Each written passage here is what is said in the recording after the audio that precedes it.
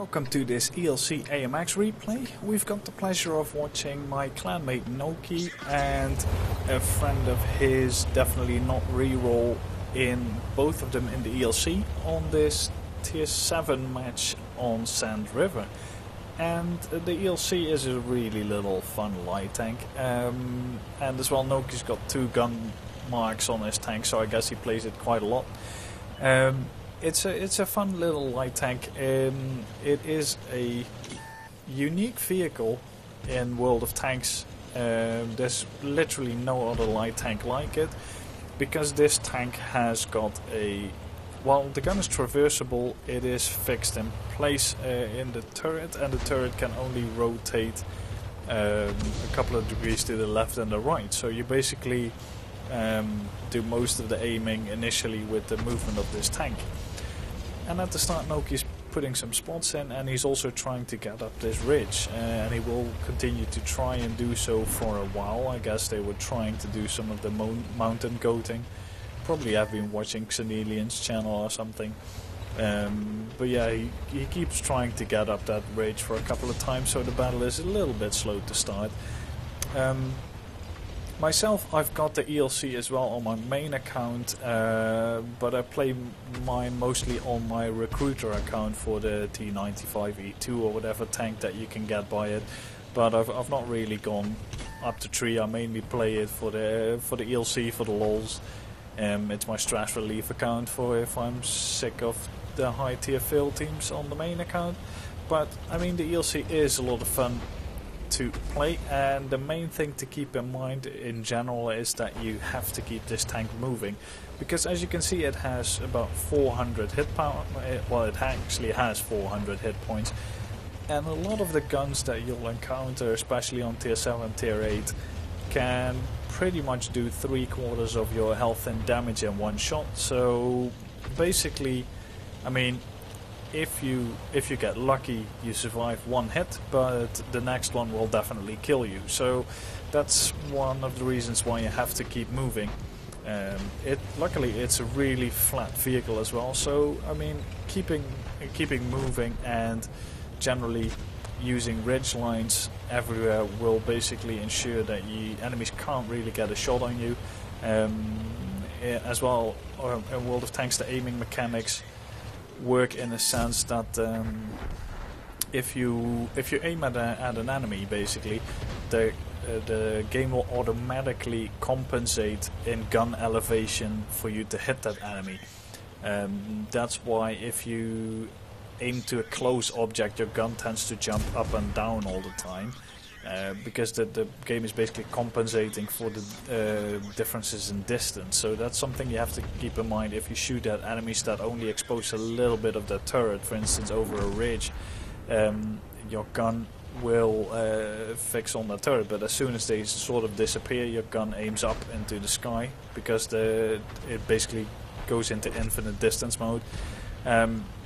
But yeah, all a long-winded way of saying that since this vehicle is so small, enemies will have a really hard time hitting your turret, because of the automatic gun compensation as well. Shots tend to miss because they just fly over your tank all the time. As we can see, Noki already put 2 shots into the T29, and that is pretty much how you play the ELC.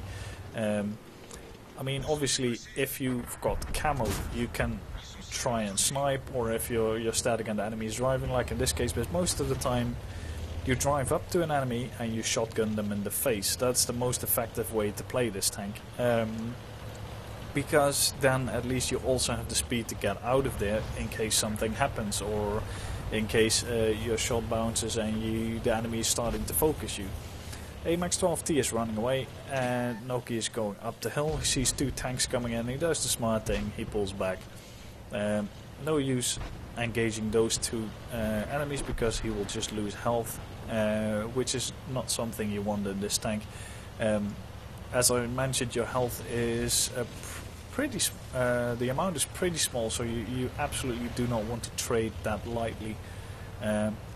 You've got 2 shots worth of health to trade in, and if you trade 1 in early on in the game, you're basically very limited. But as we can see, he's not spotted by this SU. The SU has terrible view range. It has 6 cents though, and I did notice that it got spotted. And this AMX 12T is having a massive hard on for Noki as well. He will come back later on. He's basically doing the same as Noki, just when he's spotted or being engaged, he just gets out of there. And the moment Noki is no longer seeming to pay attention, he'll be back, just as Noki is doing to this T-37. Fortunately, I think he does get spotted here. Yeah, he does, while crossing. And that's a cue for the AMX 12T to come in from the left. Try and kill him. Noki hasn't actually seen him, and now he notices the 12T, luckily. 12T is a terrible, terrible shot. And Noki's quite a skilled driver as well in evading. But now he's going in for it. 12T is pretty, well, not empty, but a terrible shot. So Noki manages to snap a shot in and duck into the building so the enemy Chaffee can't actually put fire into him. So he's still reloading, aiming for the Chaffee. And he got spotted, and that Chaffee magically just appears there. That's some really good wargaming spotting mechanics that work right there. And now Chaffee seems to just either forget that Noki's here, or I don't know what he's actually doing. Noki tries to snap in a shot through the fence. Unfortunately, it goes high. Again, automatic gun compensation. He aims at the enemy. The gun automatically aims slightly higher, but because there is a wall in the way, the gun gets a bit confused, so to say, and it flies over. So a little bit unfortunate, but now we've got 2 enemies capping and 2 enemy arties left. And Noki has got 1 arty on his team, and the rest of the team managed to die already. So the ideal situation for a carry in an ELC. So what he does is he uses his view range to his and camo mechanics to his advantage. So he tries to keep as much distance as possible to the enemy, but the problem is he needs to start resetting the cap because there's 34 seconds left on the cap. So yeah, he needs to do something. So he moves up while trying to maximize the distance between him and the enemies at the same time. Spots the enemy. Binoculars go up, doesn't spot the other guy. Waits for the gun to aim and manages to snap a shot in. So that guy almost had 50% of the cap points and actually doesn't spot him. So yeah, either that guy has a terrible, terrible crew, or Noki has got quite a good ELC crew. I don't know which it is, because obviously I don't know his crew loadout. I only know that he's got 6 cents. He's got binoculars camo net, so I imagine the other module he's got loaded is either a rammer or vents. I don't know what he's got. I would personally, I would probably mount vents because it improves all your crew qualifications rather than a rammer, because obviously the reload time is actually not that bad, and if you have to constantly keep moving, it's not like you're putting this tank in a position to fire all the time from one static location anyway. As you can see, he put like a couple of shots into the enemy, and now he's doing something really smart, which is basically just go around him. He's got the mobility in the ELC, or you might have in any light tank you play, so use that mobility and try to get a different angle. They basically all hit from him, so he wasn't able to fire from the ridge, but now he's in a completely different location. He has a really easy shot into the back of the T-30 or 43, still doesn't get spotted. Sets up camp again. Tries to snap a shot in, unfortunately it goes over. And he moves up a little, trying to spot, but he now sees that the other guy stopped capping and that the T-43 is coming for him. So again, use the mobility, just pull back. No need to stand there waiting to get overrun, so just get distance. And gets spotted by the enemy arty, unfortunately. Doesn't go in for the enemy arty, but actually keeps himself safe. Ducks into this ridge and just tries to get out of there. If he would have gone for that arty, either the arty maybe one-shots him, and the other guys behind him can shoot him, but as we see, the A44 is actually on the other side of the map, so The thing is though, with RT they have a habit of snapshotting tanks, because RT is supposed to be very inaccurate at close range, but it's not. On that actually, I think they will use the new Swedish TD mechanics, the deployment mode, so you basically are super inaccurate when moving. I think they're going to use that for RT in the future, and they're trialing it on the Swedish tanks, just to prevent RT from basically shotgunning people in the face. So yeah, I called it. If they implement mechanics so RT has deployment mode and can't shotgun anymore, you saw it first in this video. So back to the game. Noki actually put a really nice shot into that A44 and made himself scarce. So the A44 luckily missed him, and he's just now climbing up the hill. He's still spotted though.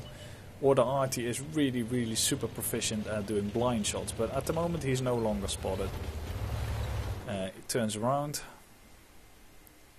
and just gives it time to aim as much as possible, but he was running into the gun limit, so he actually kills the A44 and that moves up.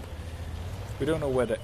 oh, we do know where the T43 is. He's actually on his way here. And the T43 actually has better spotting range, it seems. That shot went completely not where it was aimed. Little bit unfortunate. And Noki just keeps moving, because the problem is there's still 2 RT in the game. So he just keeps rotating around until he's despotted, and then goes up the hill trying to get around to T43. He managed to unfortunately get hit, but he aims this shot and he actually kills the T43, but his engine is damaged now, which is a little bit unfortunate. One RT fired and the other one doesn't seem interested. And I mean, this new engine damage sound, it basically sounds like they took a washing machine and put a brick in it. That's how it sounds. So yeah, that's probably what they used for recording. It's quite an annoying sound, but I guess that's why they implemented it. And now we see 2 enemy tanks in the cap. I mean, I understand why they do it, because there's 2 minutes on the clock, but it just makes it infinitely more easy for Noki to actually just come over and kill you. He gets spotted though, which is really surprising, so he has to actually sneak off a shot and retreat, because yeah, you don't know if the RT is going to shotgun you. He takes a pretty big risk there, sits still and lets the RT aim, so they could have shotgunned him. Luckily they didn't. They miss him, so he actually is still in the game. The enemy RT that's left now has 4 kills, so I mean, he's not a bad RT player, I think.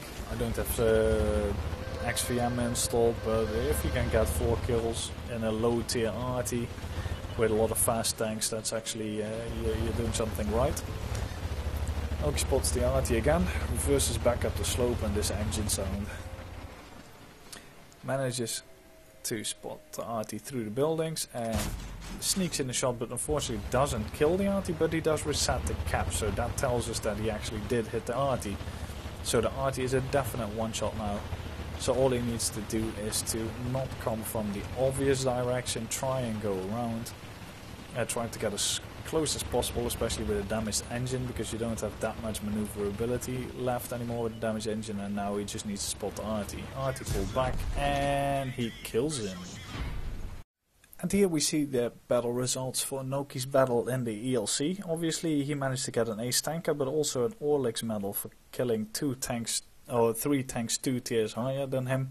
He also got a defender for the decapping, basically the 100% decap for both of the tanks. He got a high caliber and a top gun. As we can see, he got 1711 base XP, which is quite massive. 2300 damage and 7 kills, which is, yeah, all the more impressive. Unfortunately, he was 1 kill short of Radley Walters, which would have been a nice one to have as well, but I guess 7 was enough in this matchmaking. We can see the enemy RT was the top scorer on the team as well. He didn't get any hero medal, so unfortunately he didn't get full XP, but he put up quite a good fight actually for that tank. And this T43, albeit having not like super view range actually managed to put up quite a fight as well. So yeah, I mean, positioning wise, gameplay wise, really good ELC play. Basically dodging all the dangerous situations for the tank while maintaining presence on the battlefield and putting fire in. So yeah, I really enjoyed this replay. If you did as well, feel free to rate it, subscribe to the channel, and see you guys next time.